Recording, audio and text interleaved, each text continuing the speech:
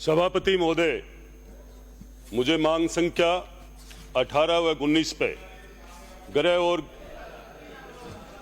कारागृह पर बोलने का, चर्चा करने का अवसर दिया, आपका बहुत बहुत धन्यवाद। सबसे पहले तो मैं हमारी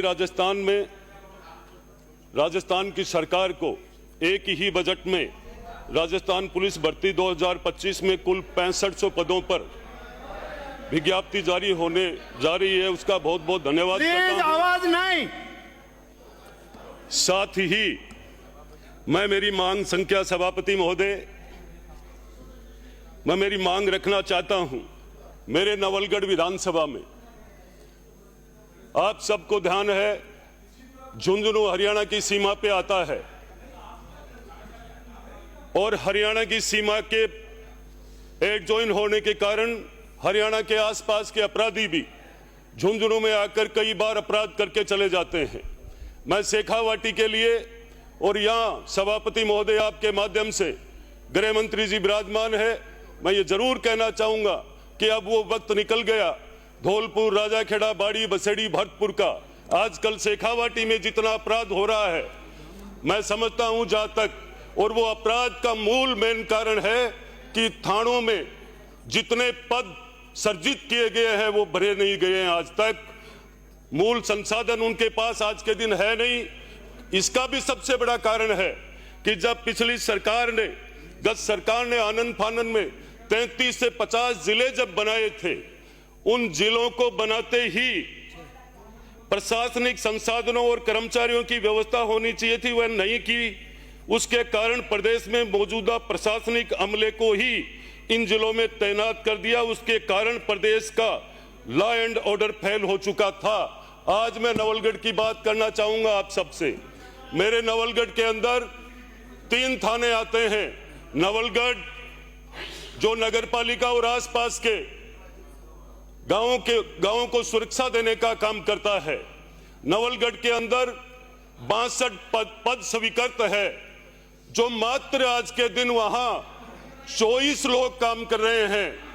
तो मैं आज आपसे यही कहना चाहूंगा कि सबसे पहले नवलगढ़ की स्थिति को देखते हुए, नवलगढ़ सिर्फ नवलगढ़ ही नहीं है, नवलगढ़ के अंदर देश विदेशी सैलानी भी घूमने के लिए आते हैं, उनकी सुरक्षा की दृष्टि से। इसके अलावा नवलगढ़ एक जयपुर से दिल्ली हाईवे पे है, वहां की आने जाने की ट्रैफिक व्यवस्था को देखते हुए भी 62 पदों की जो स्वीकृति है, और वो नवलगढ़ थाना मात्र 24 पदों से चल रहा है। तो मेरी आपसे मांग है गृह मंत्री महोदय जी से कि जल्द से जल्द ये पद भराए जाए। साथ ही मैं ढूंढलो थाने की भी यही कंडीशन है, मुकनगढ़ थाने की। मुकनगढ़ भी नगरपालिका है, और नगरपालिका के आसपास में जितना पिछले टाइम में पिछले नेताओं ने जितने इन अपराधियों को शरण दिया, उनकी वजह से पूरे नवलगढ़ विधानसभा का आपने पिछले दिनों में कई वीडियो देखे होंगे। वो वही अपराधी है, मैं पिछले दिनों में भी बोल के गया था। मैं कहना चाहूंगा कि हमें नवलगढ़, मुकनगढ़ और गोठड़ा थाना तीनों में पुलिस प्रशासन का जाब्ता पूर्ण रूप से किया जाए, ताकि इन अपराधियों पे कंट्रोल हो और आम जनता के अंदर, आम जनता भय मुक्त हो और अपराधियों में भय हो। साथ ही पिछले बजट में 2024-25 के बजट में देवपुरा बनी का एक थाना बजट में घोषणा हुई थी। आज भी वो अभी तक, मैंने वहां बिल्डिंग भी दिखा दी, सारी व्यवस्थाएं तैयार है। देवीपुरा बनी जिस थाने की मैंने मांग की थी, वो थाना ऐसी जगह है जहां पे आए दिन पुलिस अधिकारी और कर्मचारी कम पड़ जाते हैं। शेखावाटी में आज के दिन AK-47 303 के कारतूसों से लड़ाई नहीं लड़ते हैं। कैंपरों में वो नौजवान जो पुलिस के साथ भी ऐसे नौजवान नहीं है, कैंपरों में डट के भर के आते हैं और पुलिस को पीछे हटना पड़ता है। ऐसी हालात नवलगढ़ की है, गाटरे लगा करके।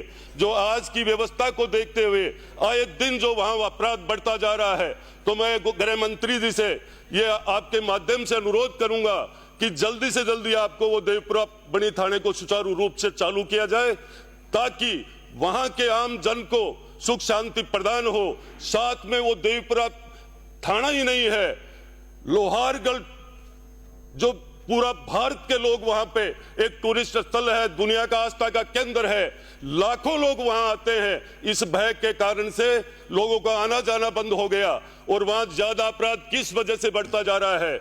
मैं सभापति महोदय आपके माध्यम से बैठे हुए अधिकारियों को भी कहना चाहूंगा, क्योंकि वहां जो अरावली क्षेत्र है और पूर्ववर्ती सरकार में उस कांग्रेस की सरकार के अंदर उन नौजवानों को सिर्फ ना सिर्फ भूमाफियों का और पहाड़ को तोड़ करके ट्रैक्टर की डेली 100-150 ट्रॉलियां लेकर जाते थे वो लोग। जो ही भारतीय जनता पार्टी का राज आया वो ट्रॉलियां बंद हो चुकी। हमारे अधिकारियों पर कई बार हमले हुए हैं।